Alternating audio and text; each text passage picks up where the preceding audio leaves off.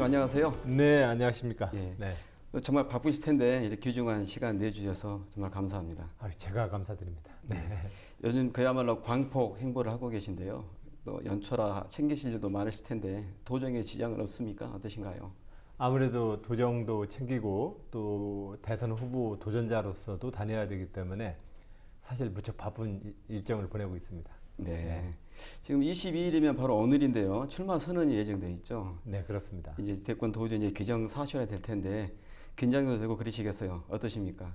저로서는 매우 큰 도전이고 민주당의 또 젊은 후보로서 저의 사명이기도 합니다. 저에게 기대를 걸고 있는 많은 분들께 실망을 끼치지 않는 도전자로서 아주 멋진 경선을 하도록 하겠습니다. 네. 대통령 꿈 언제부터 준비를 하셨고 또 본인이 왜 대통령이 돼야 된다 생각하시는지요? 예, 저는 직업 정치인으로서 30여 년 보냈습니다. 정당은 집권을 해서 국가의 미래를 잘 개척하자고 하는 것이 정당의 목표입니다. 그런 정당원으로서 저도 기회가 된다면 도전하겠다는 포부와 야망은 진즉에 있었습니다. 네. 저의 이번 도전은 저는 시대교체라고 말씀을 올렸습니다. 대한민국이 새로운 시대로 넘어가야 합니다. 저는 무엇보다도 저의 이 시대교체를 향한 도전이 대한민국의 세대교체가 되길 바라고 있습니다.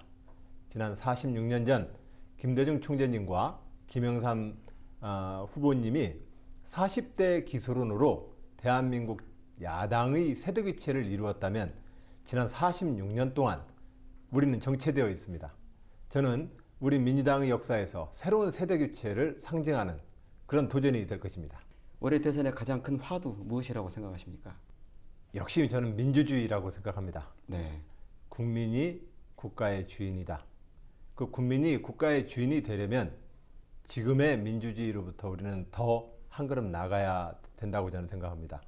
그것이 제가 주창하고 있는 대한민국의 시대교체의 핵심 내용입니다. 그 중에 하나는 중앙 집권 국가로부터 지방자치 분권 국가로 넘어가야 합니다. 지금 광주시에서는 광주형 일자리 창출을 위한 사업이 진행되고 있습니다. 좋은 취지 사업입니다. 좋은 일자리를 적절한 임금 속에서 합의함으로써 지역 내의 일자리를 넓게 쓰자라고 하는 취지입니다. 지방정부가 이 좋은 제안을 하더라도 현재 광주시장님과 전남도청, 전남도지사님은 지방정부의 책임자로서 이 정책을 구체적으로 실천할 수단을 못 갖고 있습니다. R&D 자금이라든지 아니면은 노사분규 현장에서의 현장 근로 조정 권한이라든지 아니면은 그 공간의 충돌을 대비하는 경찰 물리력에 대한 지휘권이라든지 어떠한 것도 지방정부한테 없습니다. 저는 청와대와 대통령 1국 중심의 대한민국으로부터 전국의 17개 또는 228개의 시, 군, 구청이 228기통의 엔진으로 움직이는 대한민국으로 가자. 그것이 새로운 대한민국의 시대교체의 중요한 내용 중에 하나입니다. 네. 안 지사님께서는 이게 정치 생활을 하면서 걸어온 길이 더불어민주당의 문재인 전 대표님과 상당히 겹치는 부분이 많은 것 같아요. 정치적인 뿌리가 노무현 전 대통령이었고 또 그분의 정신을 계승하겠다 표방하고 계신데요. 혹시라도 유권자 중에서 두 분이 왜 같은 당에서 경쟁을 하는지 모르겠다 내지는 두 분 사이에서 내가 마음 결정을 못하겠다 하는 분이 계신다면 어떤 말씀을 하고 싶으십니까? 이제 앞으로 경선 과정에서 각 후보들이 내거는 새로운 대한민국의 비전을 꼼꼼히 들어보시고 어떠한 대한민국의 새로운 비전이 필요한지에 대해서 저는 비교해 주셨으면 합니다. 또한 원래 새누리당과 바른당으로 해서 보수정당이 지금 분열되어 있어서 그렇습니다만 지금 보수정당의 후보가 하나로 뭉쳤을 때 어떠한 후보가 정권교체를 실현 가능한 후보인지 또 그때 저는 비교 평가되리라고 생각을 합니다. 지금 저와 문재인 후보가 노무현 대통령님과 역사를 좀 같이 한다고 그래서 왜 둘이 경쟁을 해야 되는지 모르겠다 이렇게 말씀하시는 분이 있습니다. 저는 그건 좀 다른 이야기라고 생각을 합니다. 네. 우정과 의리를 잘 간직하는 사람 관계를 할지라도 우리는 공적인 자세로서 2017년 차기 정부가 어떠한 비전으로 운영돼야 되는지 민주당의 똑같은 당원으로서 서로 경쟁하고 좋은 미래 비전을 놓고 선의의 경쟁을 한다면 국민들에게 더 이익이고 우리 당에 더 이익이 되지 않겠습니까? 네. 저는 그런 점에서 저는 저 안희정으로서 평가를 해 주십시오 이렇게 부탁드립니다. 지사님께서는 본인이 시대 교체 또 세대 교체의 적임자라고 말씀하셨는데요. 그렇게 생각하시는 근거가 뭔가요?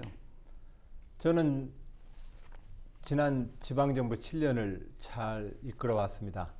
대한민국에서 가장 보수적인 동네에서 또 가장 극단적인 여소야대 의회 속에서도 지금 현재 시도지사 중에서 가장 높은 지지율을 받고 있는 도지사입니다.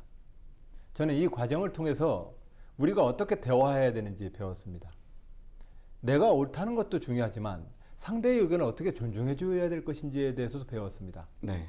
또한 지방정부의 구체적 살림살이를 통해서 그 정책의 현장에서 우리가 생각하는 가치와 이상이 어떻게 왜곡되는지 또 무엇을 더 준비해야 되는지 실질적으로 지방정부를 이끌어왔습니다. 그래서 충청남도는 전국에서 가장 높은 지역 경제 성장률을 기록하는 지역이 되었습니다.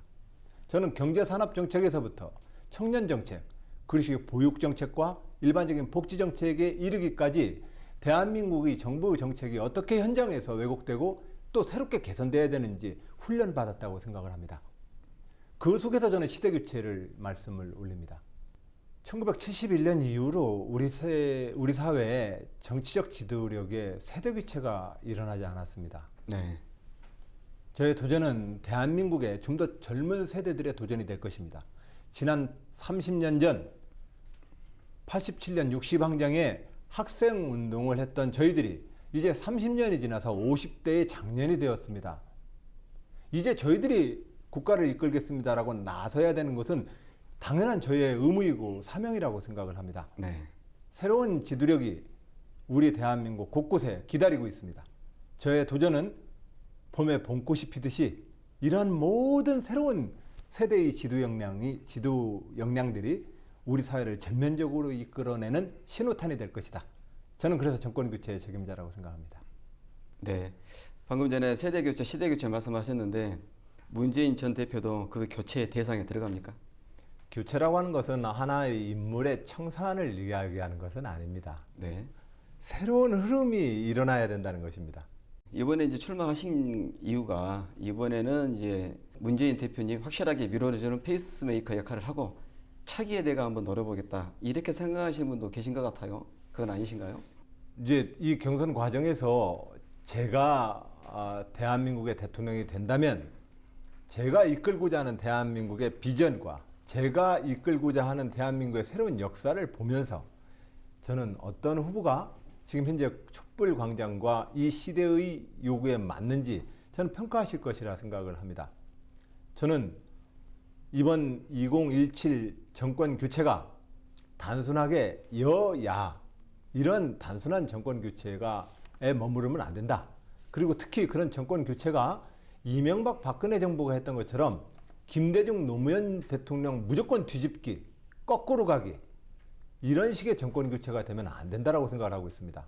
저는 이명박 박근혜 정부의 그 시기에 우리 국민들이 합의했던 중요한 가치에 대해서는 잘 명칭 그대로 살려서 저는 진행하려 합니다.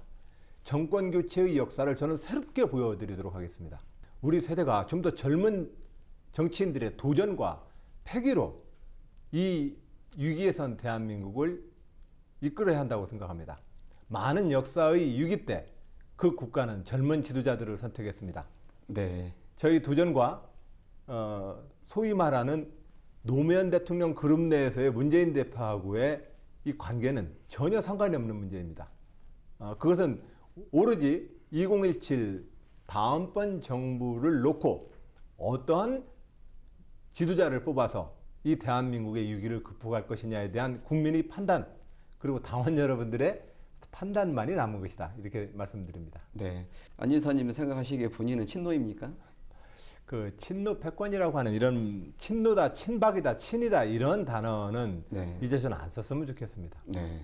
지금 현재 민주당은 전당대회를 통해서 추미애 대표를 선출했고 현재 당은 추미애 대표를 중심으로 이끌어지고 있습니다. 물론 당내에는 다수파가 있고 소수파가 있기 마련입니다.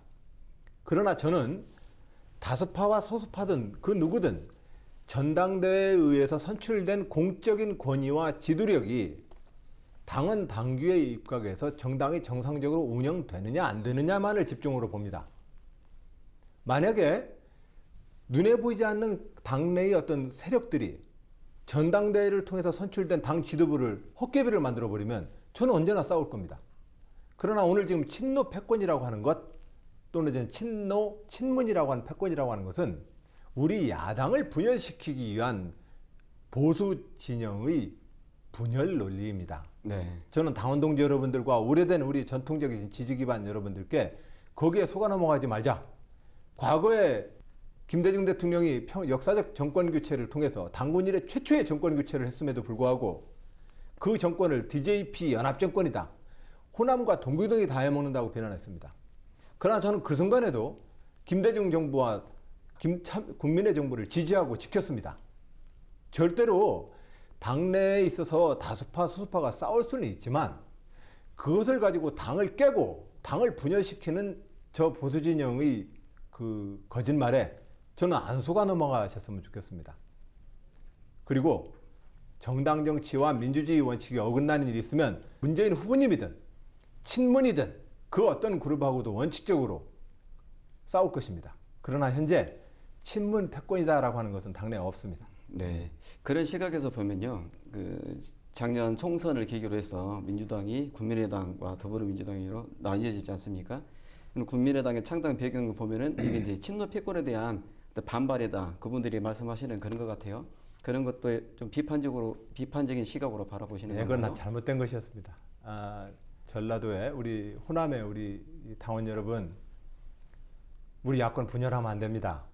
김대중과 노무현의 정신은 하나입니다. 김대중 대통령이 노무현 대통령 서거 시에 내 몸 반쪽이 날아갔다고 우는 모습 기억 안 하십니까? 근데 왜 그 후배라고 하는 정치인들이 이렇게 싸웁니까? 저는 그 선배님들 다 잘못됐다고 생각합니다. 그래서 정말로 우리 전통적 지지 기반과 당원 여러분, 저는 민주당의 젊은 정치인으로서 이 당이 감옥에 가라면 감옥에 갔고 공천을 안 줘도 당에 충성을 했습니다. 이 충성심과 의리를 가지고 있는 젊은 당원으로서 호소합니다. 그건 분열입니다. 그런 분열을 통해서는 절대로 우리가 정권 교체를 하기도 어렵고 집권을 하더라도 어렵습니다.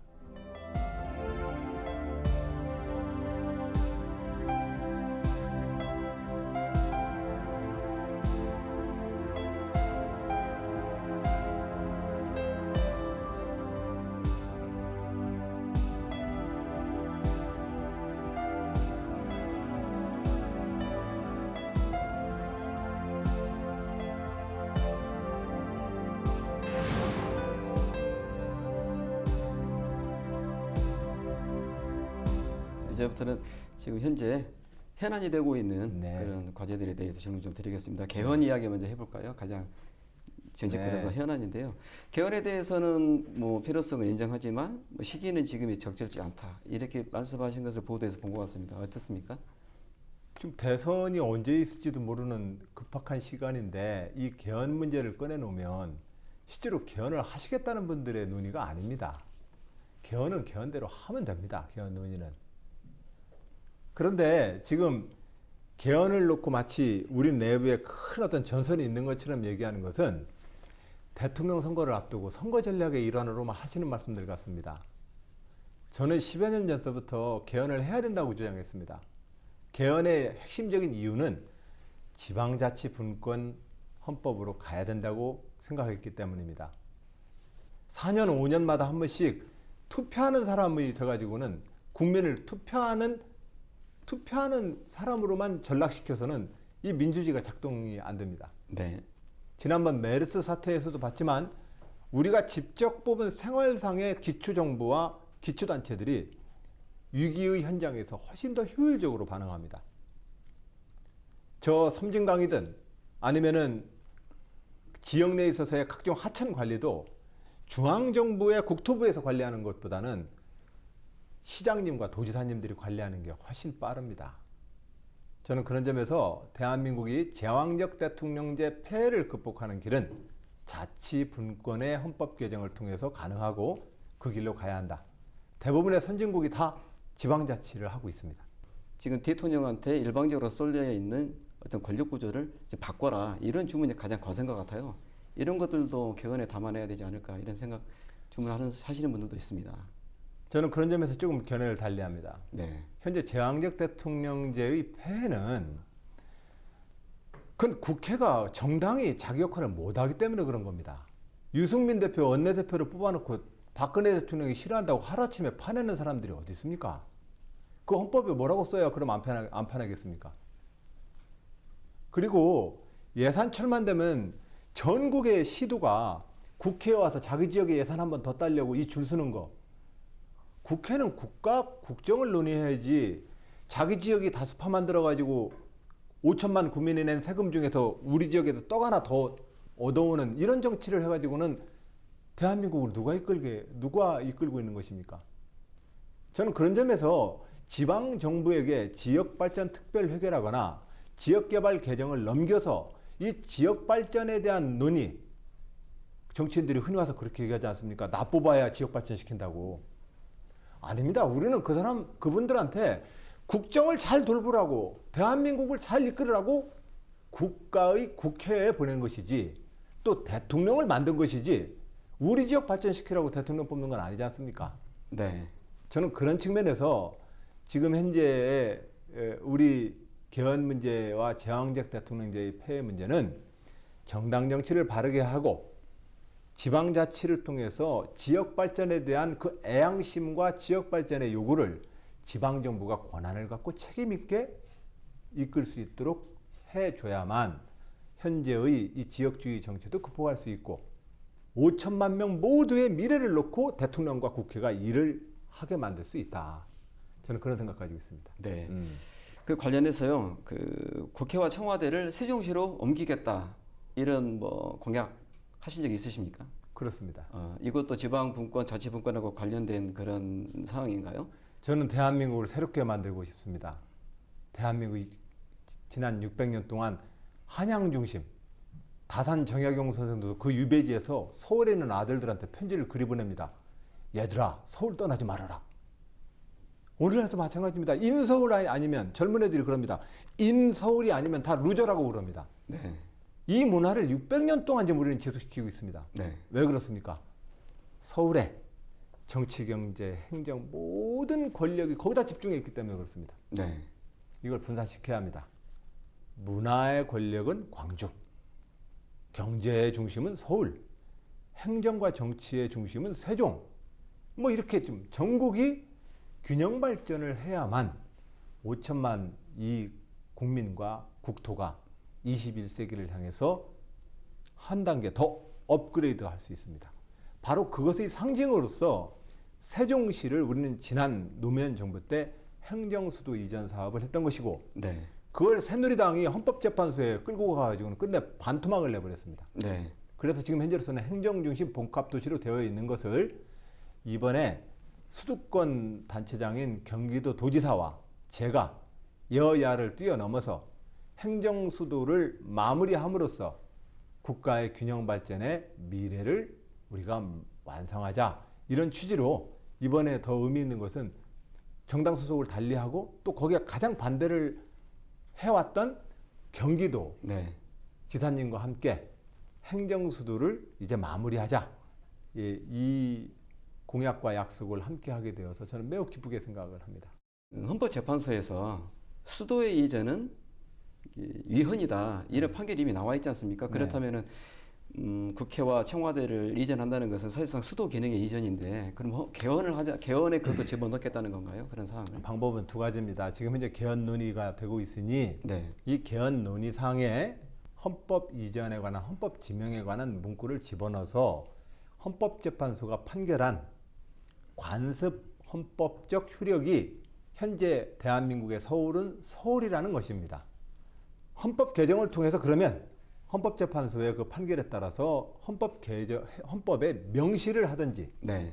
안 그러면 관습헌법이라고 하는 그 해석이 뒤집어질 만한 정황을 제시해서 재해석을 받든지 하면 됩니다.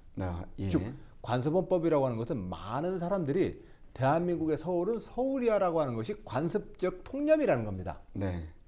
그러나 이제 정부의 11개 부처와 국책연구기관이 세종시에 이미 다 내려와 있습니다. 이 헌법의 관습법적 효력에 대한 해석도 네. 저는 다시 내릴 수 있는 여지가 있다고 생각합니다. 네. 예, 방법은 두 가지입니다. 네. 헌법 개정을 통해서 또는 헌법의 재해석을 통해서 행정수도를 마무리하겠다 이 말씀을 드립니다. 네. 알겠습니다. 그 차기 정부의 가장 핵심적인 과제는 안보와 외교일 것이다. 이렇게 말씀하셨는데요. 그 두 가지를 꼽는 특별한 이유가 있습니까? 지금 사드 문제 하나 잘못 박근혜 대통령이 처리해가지고 지금 얼마나 많은 경제인들이 어려움을 겪습니까? 네. 얼마나 많은 한류 스타들이 자기의 시장을 지금 놓치고 있습니까? 그것이 우리에게 주는 그 경제적 손실은 정말로 말할 수 없을 만큼 현재까지도 지금 커지고 있고 향후로도 더 커질 전망입니다. 그렇기 때문에 안보 외교를 우리가 잘 해야 합니다. 잘 하기 위해서 첫 번째, 옛날 말로 치면 외치는 내치의 결과입니다. 집안이 편안해야 밖에 나가서 힘을 쓰는 겁니다. 그런데 우리는 집안에서 끊임없는 이 정쟁 구도에서 분열해온 역사입니다. 임진왜란 때도 그랬죠. 북벌론 할 때도 그랬죠. 개항기 때도 그랬죠. 국내 정치에서 정말로 우리가 이 5천만 명의 국민들의 생명과 안전을 위해서 정치하는 사람들이 의견을 모아본 적이 언제 있습니까? 다 당파로 나눠가지고 자기 옳다고 자기 똑똑하다고 그러죠. 그래서 보수진영은 자꾸 종북자빨이라는 얘기만 하고 진보진영은 자기가 가지고 있는 논리적 확신으로 신념적 확신으로 자기만 옳다고 주장합니다. 그러나 이러한 결과로 우리가 국론을 못 모아내면 결과적으로 대한민국의 지도자는 트럼프를 어떤 전략으로 만날 것이며 시진핑을 어떤 전략으로 만날 것이며 아베를 어떤 전략으로 만나겠습니까? 안보 외교 통일이 지금 가장 중요한 주제라고 하는 이유는 5천년 우리 이 땅의 역사가 그렇기 때문에 그럽니다. 그래서 이것의 첫 번째 저희 접근은 안보 외교에 대해서는 여야를 초월하는 전략적 합의를 이루어내는 지도자가 되겠다. 네. 제가 대통령이 된다면 안보 외교 통일 전략에 대해서는 반드시 제가 가지고 있는 소신과 신념으로 그냥 질러버리기 전에 반드시 여야 지도자들과 함께 합의해서 하겠습니다. 합의하는 길만이 우리가 위기에서 벗어날 수 있습니다.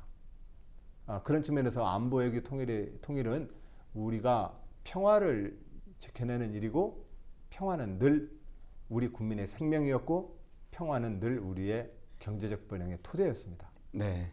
그래서 안보 외교 통일을 잘 펴겠다 이 말씀을 드립니다. 네. 사드 배치 앞으로 어떻게 할 것인가에 대해서 다른 야당의 후보님들하고 좀 견해를 달리하시는 것 같아요. 어떠십니까? 그 사드 배치를 놓고 대선에 임하는 차기 정부의 지도자들이 지금 찬성 반대 이렇게 얘기하면 나중에 중국하고 미국이랑 어떻게 외교하시려고 그 얘기를 그렇게 꺼내십니까? 당장 지금 선거가 아무리 급해도 그 얘기는 조심들 하셔야 합니다. 지금 사드는 사실은 또 전체적인 남북의 북핵 문제와 남북 평화에 있어서 그게 큰 문제가 아닙니다. 네. 그 사드 포대 하나가 뭐가 큰 문제입니까? 지금 문제는 트럼프의 미국 정부가 중국을 봉쇄하겠다라고 이 대한 해협에다가 봉쇄 전략을 펴버리면 우리는 굉장히 어려워집니다. 그리고 중국도 더 이상 밀릴 수 없다는 마음으로 여기서 이 봉쇄와 포위를 뚫겠다고 사납게 나서면 우리는 결과적으로 왔다 갔다 하다가 양쪽에서 뺨만 맞게 됩니다. 네. 그래서 지금 현재 우리가 현재까지 할 수 있는 유일한 길은 박근혜 대통령이 안 그랬으면 좋았는데 일단은 한미 군사 동맹 관계에 있는 한미 이 군사 전략에서 주한미군의 사드 배치 문제를 허용하는 합의를 해버렸습니다. 네. 이거 함부로 뒤바꾼다고 얘기하면 안 됩니다. 아, 그런가요? 예. 동네 장기판에서도 물러달라고 말하기 어려운 건데 국가 간에 특히 전통적 우방 간의 관계를 그렇게 확 뒤집겠다고 얘기하면 나중에 문제를 어떻게 풀려고 합니까? 그래서 제가 대통령이 된다면 하여튼 트럼프의 대통령의 얘기도 좀 들어보고 시진핑 주석의 얘기도 좀 들어보고 아베 얘기도 좀 들어보면서 좀 안을 좀 찾아보겠습니다. 네. 여기에 유일한 기준은 딱 하나입니다.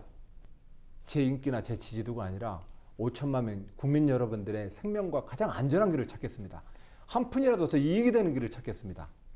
그러려면 지금 현재 이 사드 문제를 놓고 여야 간의 타기 정부의 지도자들이 이런 식으로 찬반으로 싸워가지고는 어떤 이득도 없습니다. 예. 네, 알겠습니다. 경제 문제 좀 이야기해 볼까요? 이제 뭐 전 세계적으로 저성장 시대에 이제 진입이 됐다 이런 상황이고 그런 상황 속에서 일자리를 만들어내는 것은 갈수록 어려워지고 있는 것 같아요. 네, 경제에 관해서 이제 보도가 됐던 안지사님의 정책의 내용을 보면은 혁신 경제 조금은 개념도 너무 이론적이고 좀 모호하고 어렵더라고요. 좀 쉽게 풀어서 설명해 줄 수 있습니까? 근데 우리 국민들이 다 압니다. 5년 임기 대통령이 뭔 얘기를 하더라도 경제가 특별히 효과 없다는 거 이미 다 확인하지 않으셨습니까? 저는 솔직히 말씀을 드립니다. 이 경제적 기회라고 하는 것은 옛날에는 정치인이 만들었습니다. 막 광개토대왕에 막 이렇게 영토도 넓히고 침략 때는 막 식민지 만들어가지고 그때는 정치와 국가가 뭔가를 만들어냈습니다. 그러나 지금 우리에게 정말로 필요한 일자리와 새로운 경제적 번영은 기업가와 혁신 능력입니다.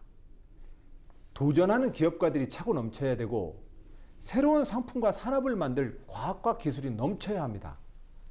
지금 돈들은 전 세계에 차고 넘칩니다. 은행에도 기업에도. 그런데 문제는 그것이 투자를 못하는 이유는 한번 내가 제2의 정주영 돼볼 거라고 도전하는 기업인들이 별로 없고요. 또한 새로운 아이디어와 산업을 만들 만한 과학기술적 축적이 지금 부족합니다.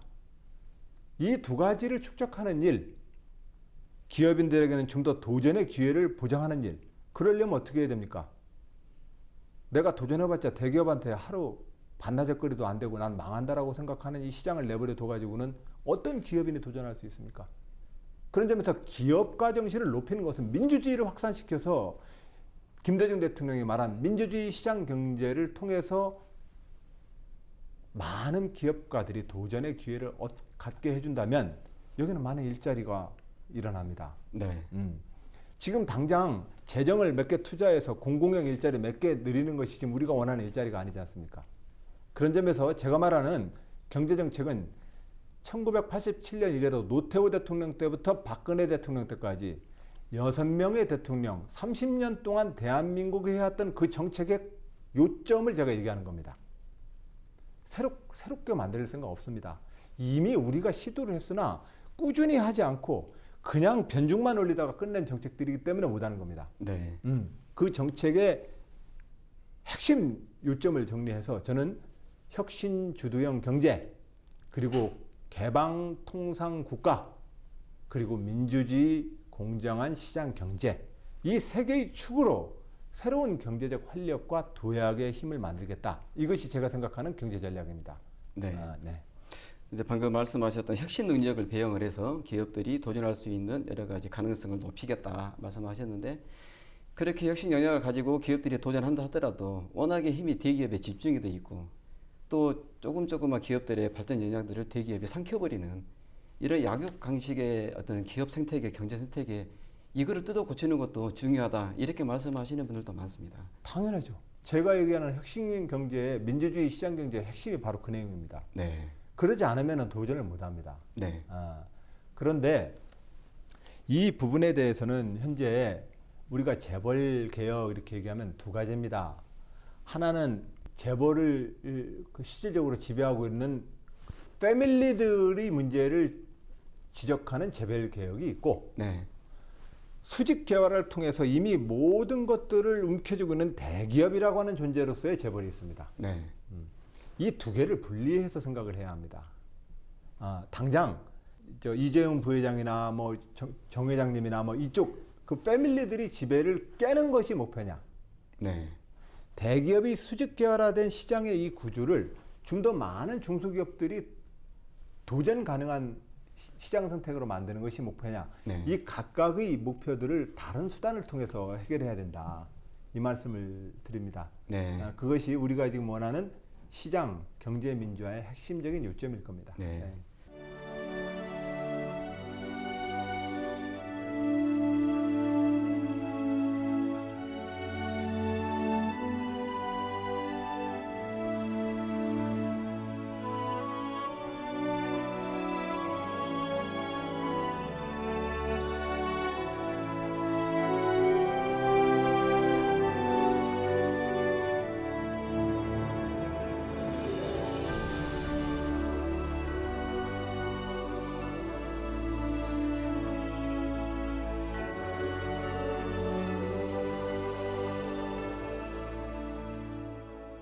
이번에 호남 이야기를 좀 해볼까요? 지금 지사님께서는 호남하고는 이렇게 특별히 이렇게 살아온 과정이나 활동하셨던 부분이 호남하고는 이렇게 겹치는 부분은 없는 것 같아요. 근데 평소에 광주 전남에 대해서 어떤 생각 가지고 계셨습니까? 호남 정신은 이 땅의 모든 핍박받은 서러운 삶의 상징입니다. 특히 1971년 야당에 떠오르는 스타 김대중 후보가 등장하고 이후부터 호남은 그야말로 서러움과 한의 땅이었습니다. 그리고 그것이 끝내 80년 광주항쟁의 시민학살로 이어졌습니다. 그렇기 때문에 사실상은 김대중 정신과 이 호남의 정신은 우리에게 있어서는 핍박받고 착취받고 억압받는 자들의 땅이었고 그것을 뚫고 나가고자 하는 정의의 정신이었습니다. 저는 그 정의의 정신과 함께 제 청춘을 시작했습니다. 광주항쟁 때 저는 대전에서 고등학교를 다니다가 광주항쟁과 김대중 내란 업무 사건에 의문을 품은 죄로 계엄사에 잡혀서 학교를 재직당했습니다. 네. 제 청춘과 제 혁명 인생의 출발지였습니다. 네. 그래서 그 광주의 역사는 제 인생의 정치적인 또한 사회적으로 의식화되었던 내 청춘 시기의 출발점이 광주 항쟁입니다. 네. 아마 저희들 또래의 많은 사람들이 그럴 겁니다. 네. 그렇기 때문에 광주는 절대로 그 광주에 주도되고 있는 사람들만의 정신이 아닙니다. 우리 모두의 정신입니다. 네. 많은 정치하시는 분들이 광주는 내 정치적 고향이다. 또 뭐 민주주의를 지탱해주는 어떤 자양분이다. 이렇게 말씀을 많이 하셔요. 그리고 실제로 5.18 위원회에 많이 참여도 오시고요. 그런데 이제 다시 서울로 올라오시면 광주 전남에 대해서 잊어버리신 것 같아요. 정말 광주 전남은 계속 민주주의의 상징으로 또 여러 야권 정치인들의 길러내는 배양해내는 자양분으로 존재해야 되는 것인지. 그 광주 시민 입장에서는 5.18 미역이랑 때만 되면 와가지고 전통 세력이 어떻고 또 호남 정신이 어떻고 하는 많은 정치인을 보다 보니까 모든 정치인들이 다 불신스러울 겁니다. 네, 그 마음 충분히 이해합니다. 그러나 그것은 나는 분리해야 된다고 생각합니다. 네. 민주주의를 잘하는 것이 광주 정신입니다. 지역 발전의 문제, 그것은 제가 말씀드렸던 것처럼 지방자치를 통해서 지역 발전의 문제를 지방정부에게 자치 분권으로 넘겨야 합니다. 모든 정치인들이 자기 지역 발전에 소외됐다라고 하는 지역 발전 소외론을 갖고 정치를 하기 때문에 오늘날 영남, 호남, 충청이 이런 지역주의 정치인들이 자꾸 대한민국의 정치와 민주주의를 저는 훼손하고 있다고 생각합니다. 네. 저도 많이 겪었던 일입니다. 저는 고향이 논산입니다. 강남에 고속버스 터미널 새로 만들어서 서울 친척집에 갔다가 내려오는 길에 그 고속버스 터미널 갔더니 번듯한 건물은 경부선이고 저 옆에 컨테이너 박스가 있는 곳은 호남선입니다. 논산도 호남선이었습니다. 자, 우리가 그런 시절을 30년, 40년을 겪었습니다. 그래서 호남의 우리 당원 동지들이 느끼고 있는 그 마음에는 호남의 이 차별에 대한 인식이 있습니다. 그러나 당원 동지 여러분, 또 우리 시민 여러분, 저는 이런 말씀을 드립니다. 이제 우리가 민주주의 국가로 가야 합니다. 우리 지역 차별받았기 때문에 우리 지역을 좀 더 챙겨주는 정치인이 생기겠다. 저는 그것이 광주 정신 아니라고 생각합니다. 저는 균형 발전을 통해서 광주와 전라도에도 정당한 자기 발전의 기회를 부여하는 나라를 만들 것입니다. 그러나 우리가 지켜야 될 광주 정신은 민주주의 정신입니다. 이 민주주의 정신으로 저는 또한 우리 김대중 정신과 노무현 정신을 결합시키겠다. 네. 이 말씀을 좀 드립니다. 알겠습니다. 예. 뭐 특정 지역에 대한 시혜적 차원이 아니고 지방이 고루 잘 살 수 있는 그런 그렇습니다. 지방 분권의 시스템을 마련해서 그렇게 발전을 도모하겠다 그런 말씀을 이해하겠습니다. 예. 네. 하나 더 여쭙게요. 지방 발전 관련해 가지고 내년 2018년이 전라도라는 지명이 고려시대 때 전라도라는 지명이 생겼다 그래요. 1000년이 되는 해라고 합니다. 혹시 그 부분에 대해서 혹시 들으신 적이 있으십니까? 예, 개도 천년 행사를 준비하는 것을 몇 군데 들었습니다. 네. 예. 앞으로 새로운 1000년을 또 준비해야 될 거 아닙니까? 그때는 또 어떤 광주 전남에서 어떤 비전과 가치를 찾아야 된다고 생각하시는지요? 많은 곳을 다녀봅니다만 광주와 우리 호남에서 느끼는 역시 문화의 저력의 힘을 많이 느낍니다. 네. 그런 점에서 지난 노무현 정부 때 아시아 문화의 중심지로서 우리 광주의 발전 전략을 세운 바 있습니다. 가장 핵심은 문화예술은 손대면 손 타면 죽습니다. 그런 점에서는 손을 타게 안 하게 해줘야 되는 것이 중요한데, 문제는 그것을 키워내는 국가적인 역량의 지원은 지속적으로 진행되어야 합니다. 네. 이 두 개의 원칙을 잘 살려서 네. 우리 광주와 호남이 지역 발전의 어떤 가장 큰 문화 중심의 수도로서의 자기 자부심과 미래를 개척하는 도시로 되도록 저는 열심히 지원할 것입니다. 네. 네. 광주 전남 지역과 관련한 이 마지막 질문이 될 텐데요. 네. 이 질문은 주민들이 꼭 물어보라고 요구했던 질문이기도 합니다. 뭐죠? 과거 이제 참여 정부 시절에 노무현 정권이 호남을 홀대했다. 아직도 그렇게 생각하는 지역민들이 굉장히 많습니다. 그런 부분에 대해서는 인정하십니까? 어떻습니까? 그렇게 서운한 마음을 들었다면 그 서운한 마음을 어쨌든 간에 풀어드리기 위해서 저는 노력을 할 것입니다. 네. 다만 이런 말씀은 드리고 싶습니다. 김대중 노무현 대통령 자기 이 고향은 달랐지만 대한민국 역대 대통령 중에서 5천만 원을 잘 이끌었던 좋은 대통령들이셨습니다. 우리는 그 두 대통령을 우리의 자랑으로 잘 간직해야 된다고 생각을 합니다. 서운한 것은 또한 서운한 점이 왜 없겠습니까? 서운한 구석이 있으셨다면 그건 그것대로 우리가 좀 같이 좀 이해를 구하고, 오히려 우리가 균형 발전이라고 하는 것을 통해서 그 서운한 마음을 좀 풀고, 그래서 지역 발전에 공정한 동등한 기회를 갖기 위해서 우리가 함께 더 좋은 민주주의 국가로 가자. 그러나 노무현 대통령 시기에 광주나 호남을 홀대했다라고 하는 것은 제가 볼 때는 그건 사실은 아닙니다. 예. 그 어느 지역을 홀대하고 어느 지역을 미워하고 그럴 만한 분들은 아닙니다. 김대중 대통령도 그렇고 노무현 대통령도 그렇고 우리가 생각하고 있는 우리 대한민국의 좋은 대통령들이십니다. 그 대통령들이 누가 미워서 어디를 홀대하고 할 분들은 난 아니라고 생각합니다. 네. 예. 알겠습니다. 네. 이제 뭐 대담 마무리해야 될 네. 시간 다가오는데요. 네. 모든 후보님들한테 드렸던 공통 질문 하나 드리겠습니다. 네. 역사적으로 국내외에서 가장 존경하는 정치인이 있었다면 어떤 분이신가요? 그건 우리 민주당이 배출한 두 분의 대통령을 저는 가장 언제나 꼽습니다. 네. 김대중 노무현 대통령이 제가 이제까지 봐온 정치인들 중에서 가장 존경하는 분들입니다. 네. 어떤 점에서 짧게 정리를 하신다면?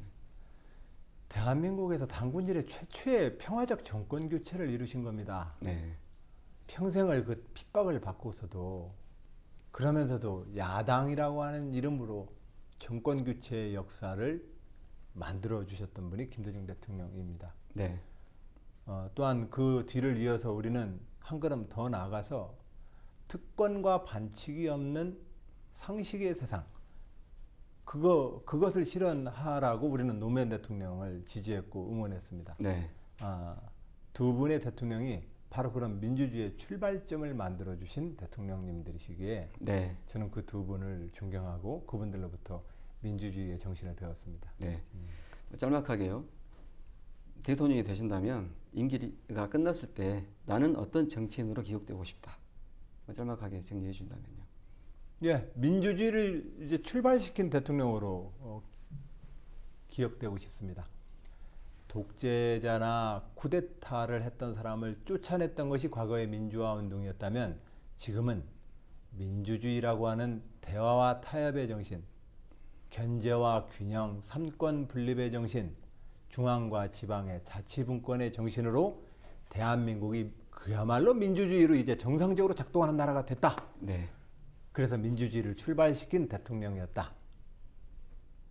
그렇게 저는 기록되고 싶습니다. 네, 알겠습니다. 끝으로 광주 전남 시청하고 계시는 지역민들께 새해 덕담 삼아서 마지막으로 당부드릴 말씀 있으면 짧게 부탁드리겠습니다.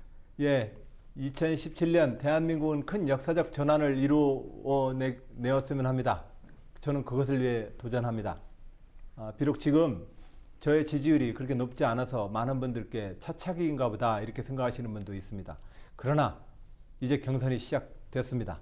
제가 가지고 있는 정권 교체와 세대 교체 그리고 새로운 대한민국을 향한 시대 교체의 저의 비전으로 우리 주권자 여러분께 저의 소신을 설명 말씀 올리겠습니다. 저의 그런 소신과 포부에 대해서 좋은 평가를 해 주셨으면 합니다. 열심히 도전해서 대한민국을 더 젊고 활기찬 나라 그리고 과거의 여야로부터의 단순한 정권 교체가 아니라 새로운 자치 분권의 나라 그리고 현실적인 민주주의 헌법이 민주주의적으로 작동하는 나라 그런 나라를 만들겠습니다. 우리 호남의 많은 우리 시민 여러분들 우리 민주화를 이끌었던 대한민국의 민주주의 성지로서 저의 이 도전에 대해서 깊은 이해와 응원이 있으리라고 저는 믿습니다. 새해 복 많이 받으십시오. 네, 지사님 오늘 바쁘실 텐데 시간 내주셔서 감사하고요. 앞으로 더 크고 힘 있는 정치 부탁드리겠습니다. 예, 고맙습니다. 감사합니다. 감사합니다.